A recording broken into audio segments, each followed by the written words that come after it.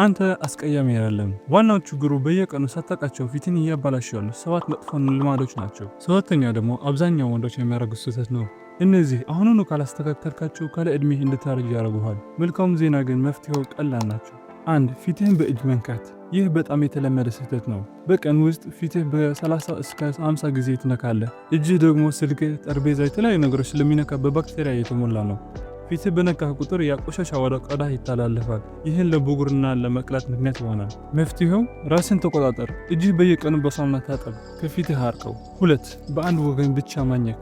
ምግብ ወይም ማስቲካ ሁልጊዜ በአንድ በኩል ብቻ የምታኝ ከሆነ የዚያን ወገን መንጋጋ ከሌላው ይልቅ በዝቶ ይወጣል። ይህም የፊትን ቅርጽ እንዲዛባ ወይም ኤሲሜትሪ ያድርገዋል። የፊት መመጣጠን ለውበት ትልቅ ድርሻ አለው። በሁለቱም በኩል እኩል ማኘክ ተለማመድ። ይህን መንጋጋ የተስተካከለና ማራኪ እንዲሆን ያደርጋል። 3. የፀሐይ ብርሃን አለማግኘት። ሁልጊዜ ቤት ውስጥ ተዘግተህ ስልክ ላይ የምትውል ከሆነ ቆዳ ይገርጣል፣ አይም ይዝላል። የፀሐይ ብርሃን ለቪታሚን ዲ ብቻ ሳይሆን ለቴስቶስትሮን በጣም አስፈላጊ ነው። ፀሐይ የሚያገኝ ሰው ፊቱ ንቁ ደምጎ ይመስላል። መፍትሄው ደግሞ በቀን ለ15 እስከ 20 ደቂቃ ያህል ፀሐይ ውጣ። ጠዋት በእግር ተጓዝ ወይም በረንዳ ላይ ተቀመጥ። ነገር ግን የቆዳ መከላከያ ሳንስክሪን መጠቀም እንዳትረሳ። 4. በቂ እንቅልፍ አለማግኘት። እንቅልፍ ስታጣ ፊትህ ያብጣል፣ አይንህ ስር ይጠቁራል፣ ቆዳህም ይዝላል። ስልክህ የሚለቀው ብርሃን ወይም ብሉ ላይት የእንቅልፍ ሆርሞንን ይገለዋል። መፍትሄው በቀን 7 እስከ 8 ሰዓት ተኛ። ከመተኛት 1 ሰዓት በፊት ስልክ አርቅ። 5. ካፊን ወይም ቡና ማብዛት። ቡና በራሱ መጥፎ አይደለም፣ ነገር ግን በቀን 3 እስከ 4 ሲኒ መጠጣት ቆዳ ያደርቀዋል ወይም ዲሃይድሬሽን። ቆዳ ሲደርቅ ደግሞ ከእድሜ በላይ ትመስላለህ።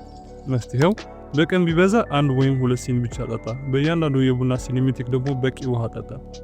6. ከፍተኛ ጭንቀት ወይም ስትሬስ። ጭንቀት በሰውነት ውስጥ ኮርቲዞል የተባለ ሆርሞን እንዲበዛ ያደርጋል። ይህ ሆርሞን ደግሞ ስብ እንዲከማች፣ ቆዳ እንዲበላሽና ቶሎ እንድታረጅ ያደርጋል። እሱ ሳይሆን ብቻ ጭንቀት በሰውነት ውስጥ እብጠት ወይም ኢንፍላሜሽን ይፈጥራል። ይህን ለቆዳ በሽታ፣ ለፀጉር መርገፍ ምክንያት ሊሆን ይችላል።